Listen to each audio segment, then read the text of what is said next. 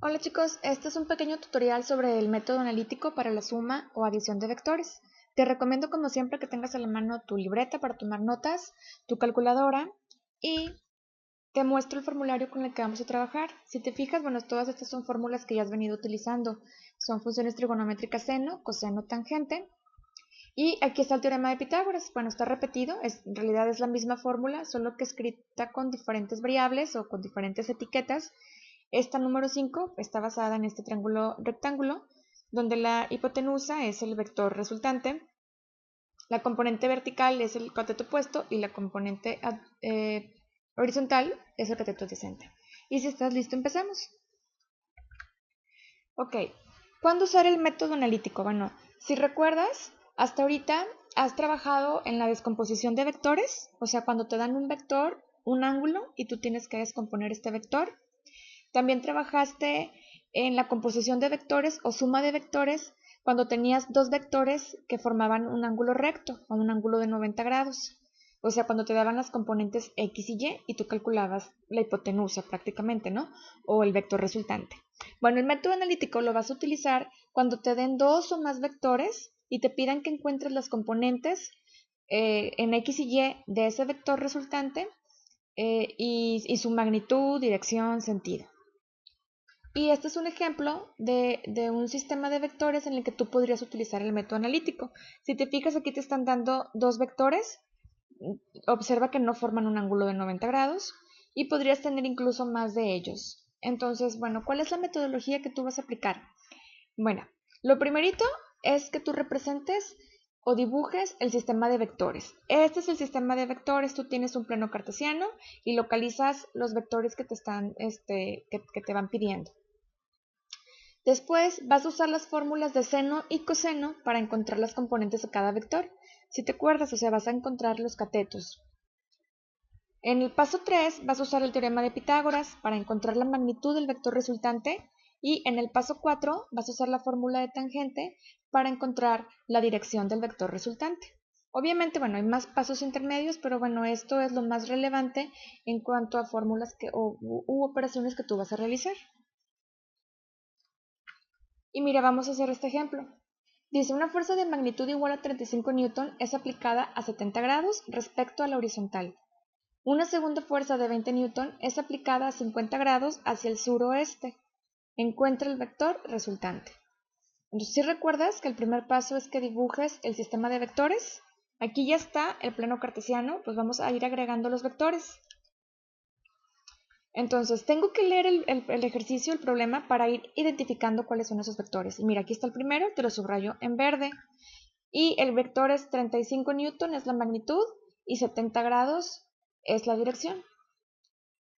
Y no me dan el sentido, pero bueno, está implícito aquí porque pues estos 70 grados se miden respecto a la horizontal, tú sabes, no me dice que sea la horizontal negativa, entonces es aquí, en el primer cuadrante.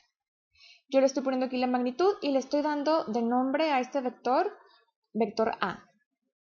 Y aquí están los 70 grados medidos con respecto a la horizontal. Voy a buscar otro vector.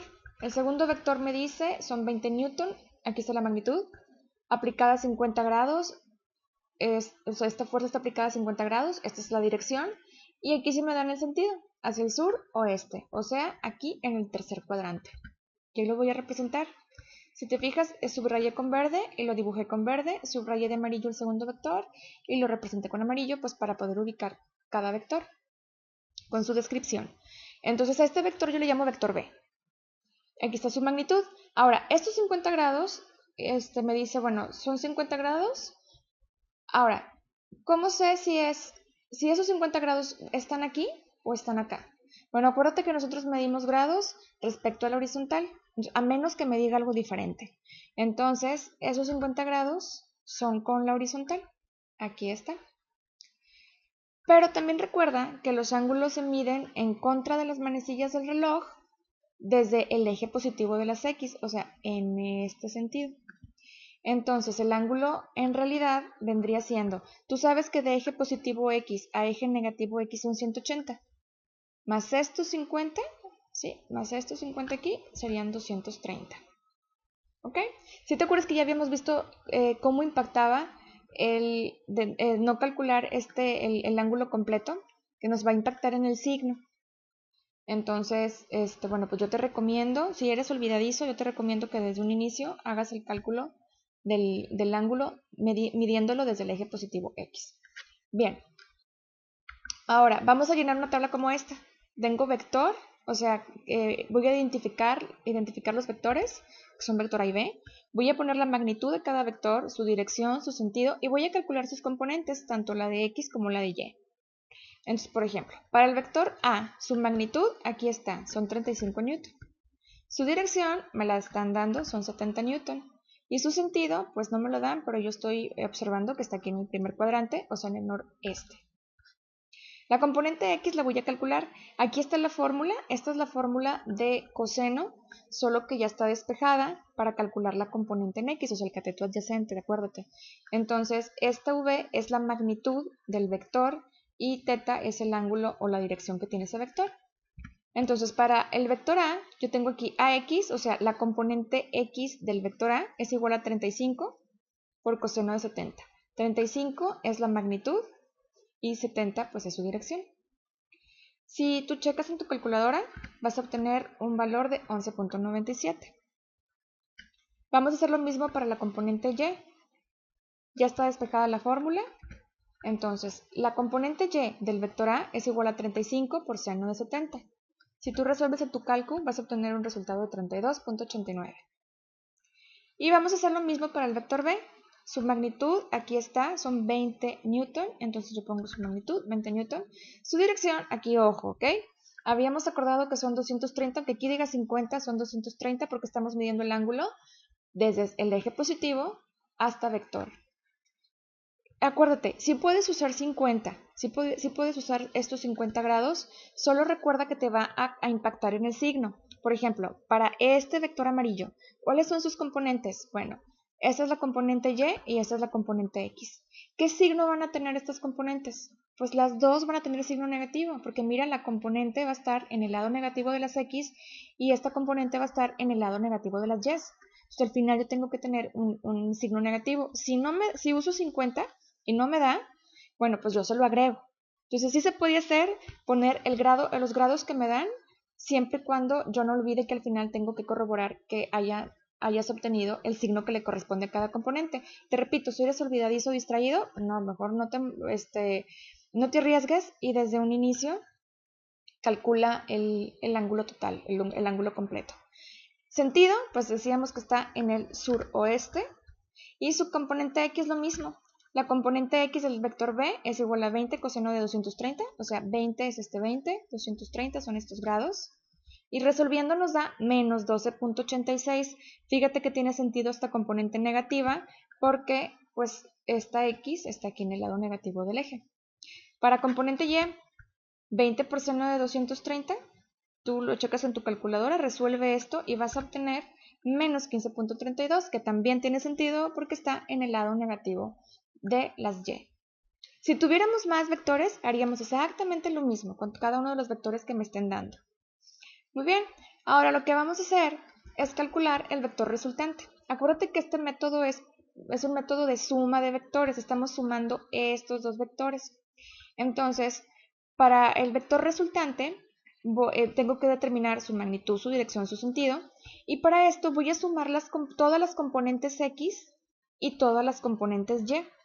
Entonces, voy a sumar la componente del vector A, X del vector A, y la componente X del vector B.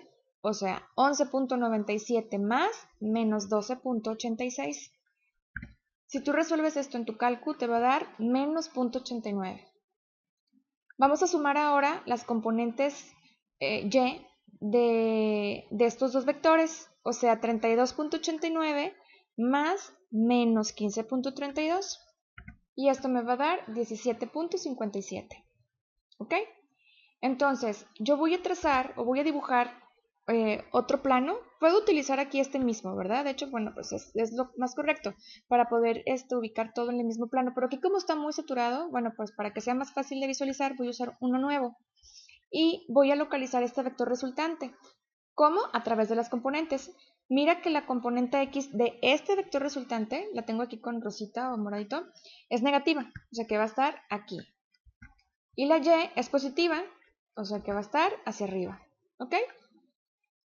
Entonces el vector resultante va a estar en el segundo cuadrante. Y ahí te lo estoy poniendo en naranja.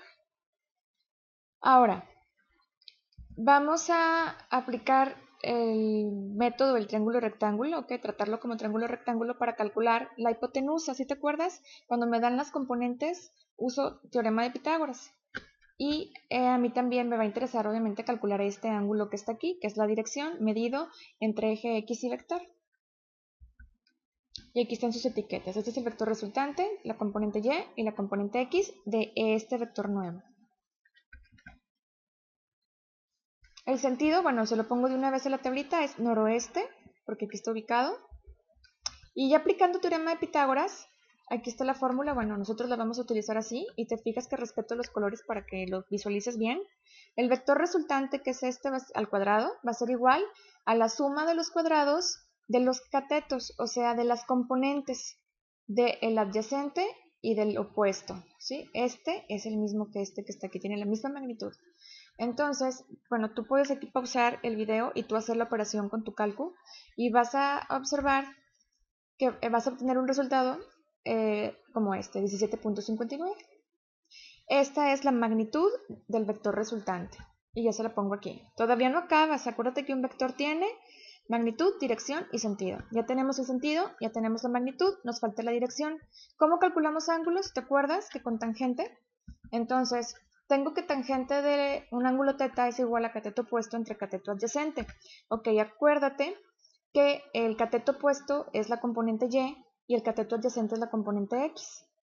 Despejo el ángulo θ y para poder despejar el ángulo θ tengo que usar la función inversa de tangente, o sea, tangente inversa.